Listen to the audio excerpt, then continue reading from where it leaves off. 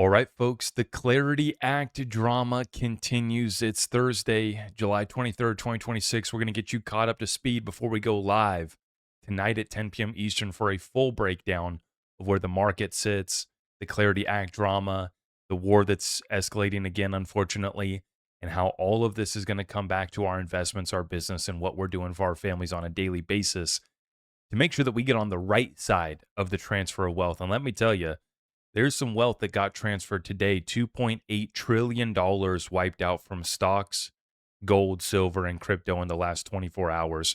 And here's why.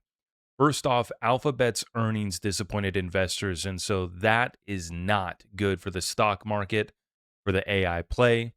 It raised its 2026 AI spending plan to 195 to 205 billion, and tech stocks are crashing on fears that AI spending is growing faster than profits. So some concerns arriving there on the AI play, and so we have a big sell-off in the stock market. Oil prices jumped to 42-day high today after the Houthi rebels out of Yemen attacked Saudi oil tankers in the Red Sea. So not only do we have the Strait of Hormuz with some activity and basically mostly shut down, we now have the other strait over there, the Houthis by Yemen, shutting it down in the Red Sea. 10-year Treasury yield hitting 4.7% today, its highest level since January of 2027. We're quickly approaching where we'll be back at 7% mortgage rates, just adding to that real estate reset and just a larger margin call that's underway. All part of the Japan carry trade too, that USD versus JPY pairing back up to 163. This is a problem. There's a lot of debt that needs to be restructured, and the bond market and everybody else that's funding this is saying we need more. 4.7% on the 10-year. That's problematic not just for real estate, but the entire U.S. economy. And the odds of a Fed rate hike in September have jumped to 82%, up from just 20% 2 weeks ago. So now the market's saying, okay, we've given up on the rate cut this year. It's not coming. It's not happening. But the odds of a rate hike now spiking. We'll be watching that one closely. And then Trump telling Axios that he's close to ordering a massive attack on Iran, bigger than all previous attacks so far. So everything is feeding into the same fear, and every market is crashing because of it. When you focus on crypto, you add in the Clarity Act drama as well. And before we get to the Clarity Act update, just looking here at the XRP price chart, you can see nice run up to $1.16 on Tuesday. Yesterday, Wednesday, we ran back up to $1.16. But then today we get the flush out back down to $1.10, finding support. And we need to hold that support. But what I'm worried about here is, I'm not really worried about it. I'm just going to let this play out because I got my order sitting and ready to buy XRP at $1 again. What I'm looking for here is a pushback up to about $1.12 and then a continuation down to the downside based off of what's taking place with the Clarity Act drama and all of those bigger headwinds on the macro. So we'll be watching that. Brendan Peterson here from Punchbowl News. It's not even clear whether or not we're going to get 50 votes with all GOP members joining the party here, as we have Curtis and Corin out of Utah and Texas, Republicans, who are saying that they share the same concerns of the banks. They're worried about deposit flight, with Cassidy, another Republican out of Louisiana, saying that he might have concerns. And Tillis is just an outright no on the ethics as it's written. So we need 60 votes in the Senate to get this done. We have 50 Republicans, and we apparently don't have 50 Republican votes. So I want to be clear. I am pissed off with Democrats and Republicans just about equally. I'm mad at both. I think it's one of the problems here is that we delayed putting out the text on this Clarity Act until we push ourselves up against this timeline on the August 7th recess, and then even listening to Senator Cynthia Loomis on the Good Morning America show on Fox Business, or Maria, didn't really sound too confident either. And so because they delayed putting out this text, it pushes us up against this timeline. And we should have, I mean, they have their excuses for why it took this long. But if we would have gotten it out sooner, then it puts the Democrats who disagree with it on the spot sooner. And it puts the Republicans that disagree with it on the spot sooner. And we got to get to the point of just having this vote so we can put people on the record. But is this just politics? Is this just masquerading as some concerns? We're against it. But what's going to happen when we really put them on the record with a real vote? For that, we turn to comments here from Patrick Witt on why he doesn't expect Democrats to signal support in advance and why he says the bill isn't a political exercise. He says if you're waiting for there to be some kind of grand bargain deal in which you can call on 10 Democrats in advance saying, Leader Thune, please put this on the floor. We can't wait to vote for this. You'd be waiting forever. It's not going to come. The Democrats are not going to signal their support beforehand.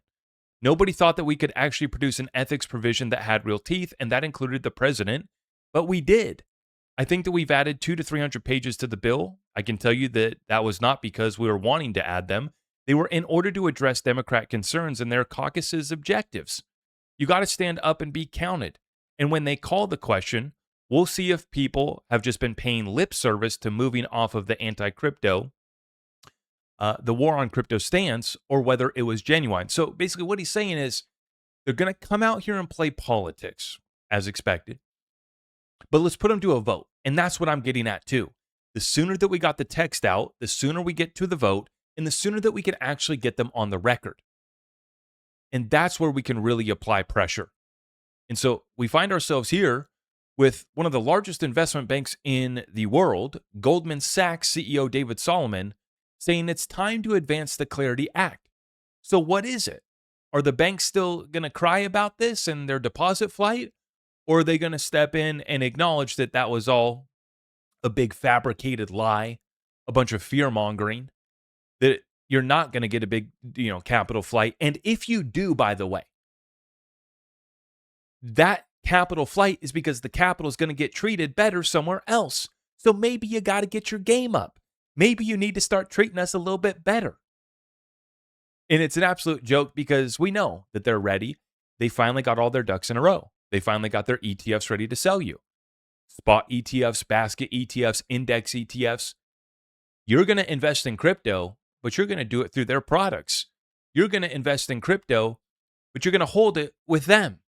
That's how they've set this up. But in the meantime, deny, delay, attack, fight, sue.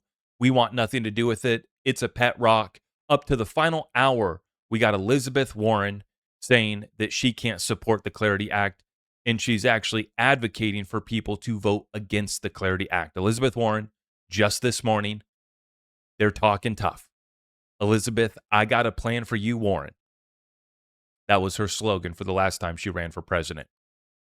I got a plan. I love that slogan. So great. I got a plan. They got a plan. And it involves us not having the right to self-custody, not having the right to own any of these assets, unless it's the products that allow Wall Street to pad their pockets and the banks to keep their deposits and the banks to stay in business. Then it's okay. Then it's safe.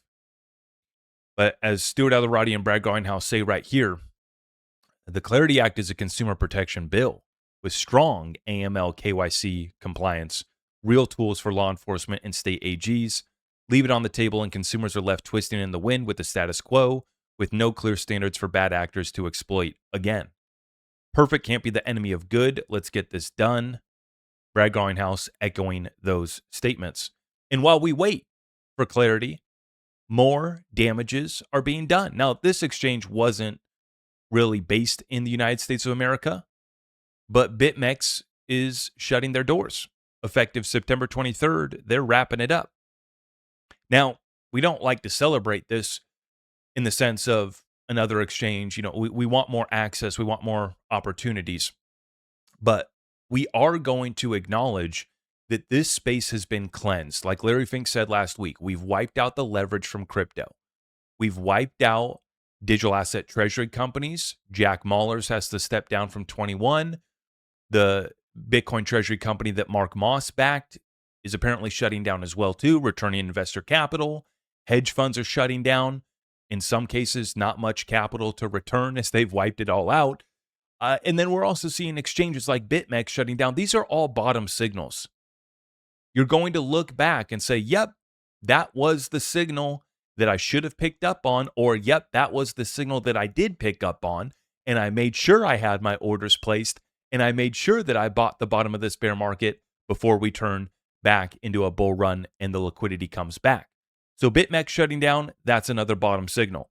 No concerns over here, though, while we're using platforms based in America that are already in compliance with the laws as written and are also going to be in compliance with the laws as written in the Clarity Act as well, too, and that would be our sponsor, iTrust Capital. They are still running the $100 funding bonus for you guys. If you haven't taken advantage of it yet and you're a new client with iTrust Capital, use my link down below, get your account funded, and then you will receive that $100 funding bonus for your retirement funds, the IRA, for free institutional grade custody, the premium custody account.